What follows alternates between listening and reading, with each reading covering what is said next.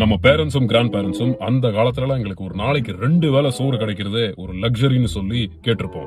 1990s முன்னாடி பல வீடுகள்ல ஒரே ஒரு வேளை வயிறு நிறைய சோறு சாப்பிடுறது லக்ஸரியா இருந்துச்சு. ஆனா இன்னைக்கு ப்ராக்ரஸ் அண்ட் எக்கனாமிக் அப்லிஃப்ட்மெண்ட்னால தேவைக்கு திங்கிறது மட்டும் இல்லாமல் ஜாலிக்கு திங்கிற அளவுக்கு பல பேர் வளர்ந்து வந்துட்டோம். நோ ஆஃபென்ஸ், பட் இன்னைக்கு லெஜர் ஈட்டிங் அண்ட் ஓவர் ஈட்டிங்னால ஃபுட் ப்ரொடக்ஷன்ல பயங்கர பிரஷர் போடப்படுது.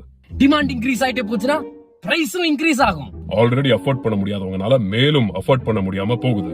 இன்இக்வாலிட்டி இன்னும் இன்க்ரீஸ் ஆகும். குளோபல் ஃபுட் ஷார்டேஜ் நோக்கி போயிட்டு இருக்கோம்னு கேள்விப்பட்டிருப்பீங்க. அதுக்கு பணம் உள்ளவங்க நிறைய பக்கோடா வாங்கி பாதி சாப்பிட்டு மீதியை வேஸ்ட் பண்றது பெரிய காரணம். unnecessary high demand outstrips supply. அதனால கஷ்டப்படுற மக்கள் கிட்ட ஒரு சுமாரான குவாலிட்டி உள்ள ப்ராடக்ட்ட கொண்டு போய் சேர்க்க கூட ஹை எக்ஸ்பெண்டிச்சர் இன்கர் பண்ண வேண்டியிருக்கு.